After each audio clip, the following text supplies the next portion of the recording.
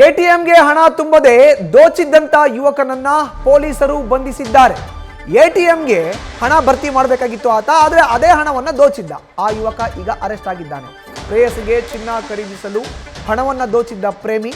ಈ ಘಟನೆ ನಡೆದಿರೋದು ಮೈಸೂರು ತಾಲೂಕಿನ ಗದ್ದಿಗೆ ಗ್ರಾಮದಲ್ಲಿ.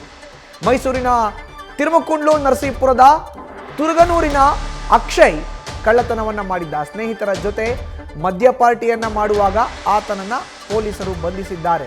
ವಿಚಾರಣೆ ವೇಳೆ ತಪ್ಪೊಪ್ಪಿಕೊಂಡಿದ್ದಾನೆ ಆರೋಪಿ ಅಕ್ಷಯ್. ಹೆಚ್ಚಿನ ಮಾಹಿತಿ ನೀಡ್ತಾರೆ ನಮ್ಮ ಪ್ರತಿನಿಧಿ ರವಿ ಪಾಂಡವಪುರ ನೇರ ಸಂಪರ್ಕದಲ್ಲಿ ಜಾಯ್ನ್ ಆಗಿದ್ದಾರೆ.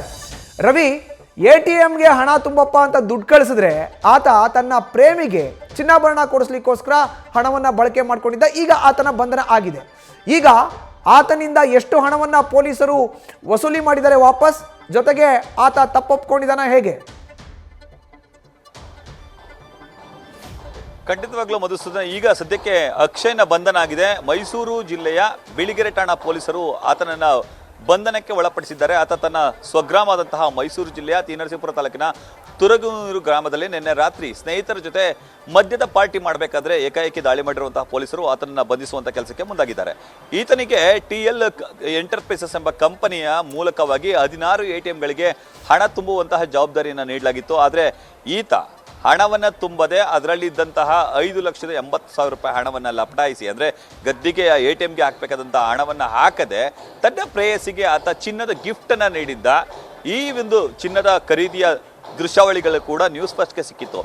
ಇದರ ಅನ್ವಯ ಪೊಲೀಸರು ಈತನನ್ನು ವಿಚಾರಣೆಗೆ ಒಳಪಡಿಸಲಿಕ್ಕೆ ಪ್ರಯತ್ನ ಮಾಡಿದ್ರು ಕೂಡ ಆತ ಸಿಕ್ಕಿರಲಿಲ್ಲ. ಈ ಸಂಬಂಧ ಹಣದ ಲೆಕ್ಕಾಚಾರವನ್ನು ಮಾಡಿದಂತಹ ಸಂದರ್ಭದಲ್ಲಿ ಹಣದ ವ್ಯತ್ಯಾಸ ಬಂದಿತ್ತು. ಈ ವಿಚಾರಣೆ ತಿಳಿದಂಥ ಈತ ತಲೆಮರೆಸಿಕೊಳ್ಳುವಂಥ ಕೆಲಸಕ್ಕೂ ಮುಂದಾಗಿದ್ದ. ಈ ಸಂಬಂಧ ಬಿಳಿಗೆರೆ ಪೊಲೀಸ್ ಠಾಣೆಯಲ್ಲಿ ಈತನ ವಿರುದ್ಧ ಎಫ್ಐಆರ್ ದಾಖಲಾಗಿತ್ತು.